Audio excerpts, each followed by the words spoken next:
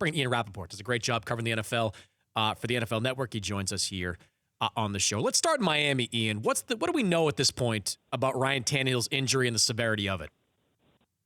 Well, honestly, we don't know much, and that's kind of where the Dolphins are right now. I mean, you've seen a lot of different reports, and some from us and some from others, and seems to be a lot of different options right now for the Miami Dolphins, and they include waiting and resting and seeing if he's okay, him being okay. He's going for a second opinion and maybe another opinion after that to try to figure out what's actually wrong with his knee. Resting is an option, and rehabbing for several weeks. Perhaps something that would cause him to miss the start of the season. That's an option, as is full reconstructive ACL surgery, the kind that was, obviously not done last time. And that's a wide range of options. That's basically all of them. And, the reality is the Dolphins just don't know right now. If Tannehill is significantly injured, do you think they look outside the organization for help?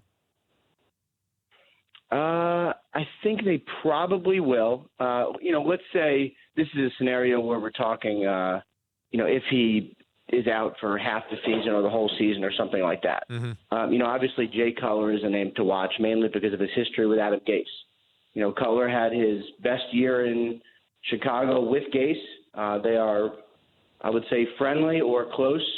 Certainly they talk away from the field and all that and have remained in contact.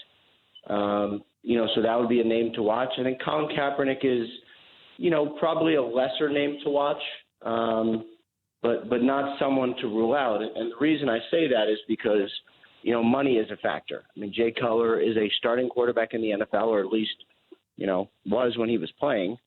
And does he want to be paid like that again?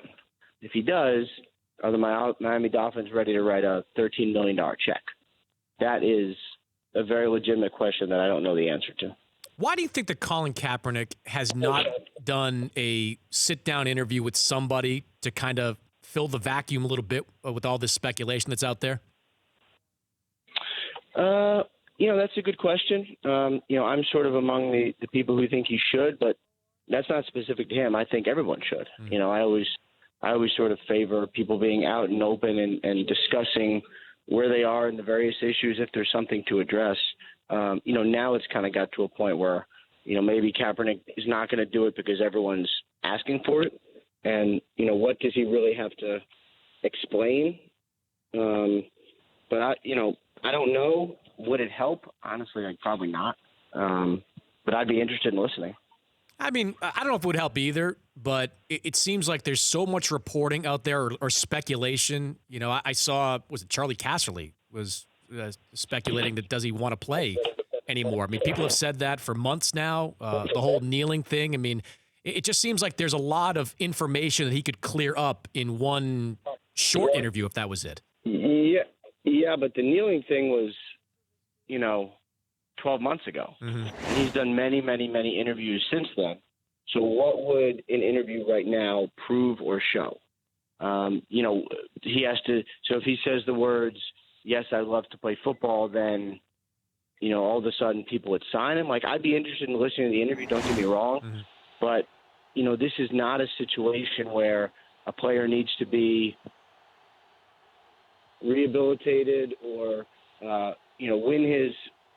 win society back. I mean, what did he do wrong? Mm-hmm. What is he trying to explain? I mean, he's explained the anthem protest, which I don't agree with, but I certainly agree he has a right to do it as a citizen. So I'm not sure what he really needs to explain to anyone, honestly.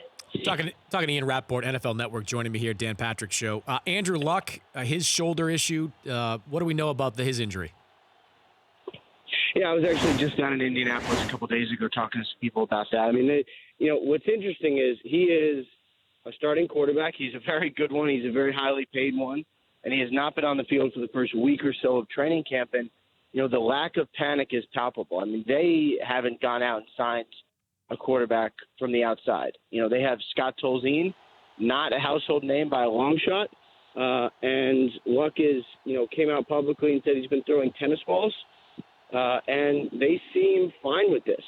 So I think that's probably a good sign for his progress and where he is, the fact that all those very smart people who know how good he is, who know how valuable he is to the team, have a very palpable lack of freak out regarding his status. That's a good way to put it, lack of freak out.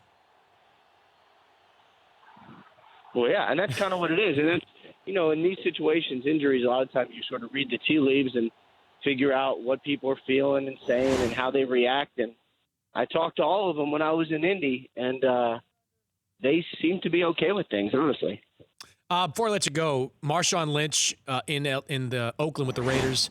The Raiders were a threat, I think, in the AFC before Derek Carr went down. Now they're bringing Marshawn Lynch. But what should the expectations be for Marshawn Lynch being out of the NFL for a year? Then even a year before that, he wasn't exactly a great running back at that time. Yeah, I mean, he was injured. But with most players, I would say temper your expectations coming back from, whether it's an injury or in this case just an absence. Just spent a year being Marshawn. But he is not a normal dude. And the years I've spent covering him, and I've spent a lot of time covering Marshawn Lynch, it is almost impossible to compare him to anyone else. So the expectations, I would say, expect him to be what he's been, which is a very, very, very good running back. And until I see him otherwise, that's what I'll expect. You think the Jets are tanking? No.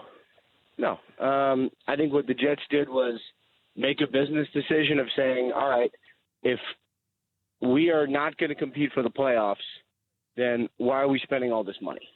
I don't think a tanking to me would be like, all right, let's see how bad we can suck. I don't think that's what it is. It's more just the realization, like, why are we paying, for instance, $7 million to a 30-something receiver when he's not going to be the one to help us get to the playoffs and probably blocking the progress of another receiver? And, like, why are we paying all that? David Harris, too. I mean, a lot of money for a middle linebacker who's a leader of a team that doesn't seem to be going a lot of places. I mean, I can certainly understand the monetary decisions. Now, will it help them be worse? Probably. But I don't think it's tanking because, the individual players and the coaching staff are not on board. Yeah, but Ian, how does it differentiate? I mean, look, I'm an NBA guy, and the Sixers did exactly this. They stripped away their veterans. They were an average team. They tried to get a lot worse. Players don't tank, coaches don't tank, but management can tank, and it sure seems to me that this is a very Sixers-like blueprint that the Jets are following. Yeah, I mean, I see what you're saying, and I'm not trying to completely disagree with that because if you want to say, did they get rid of a lot of their high-profile, big-name players? Yeah, they definitely did. I would also argue that, Nick Mangold is very good, but, were they better with a 34-year-old center making, $9 million a year? I don't think they were. Also, the Sixers had a pretty clear, elaborate plan. The process, I believe it's called. Oh yeah. I'm not sure the Jets are really there, honestly. Always great to visit with you, Ian. Keep up the great work, man. I appreciate the time. All right, thanks for having me. That's Ian Rapoport, NFL Network, joining me here on the Dan Patrick Show.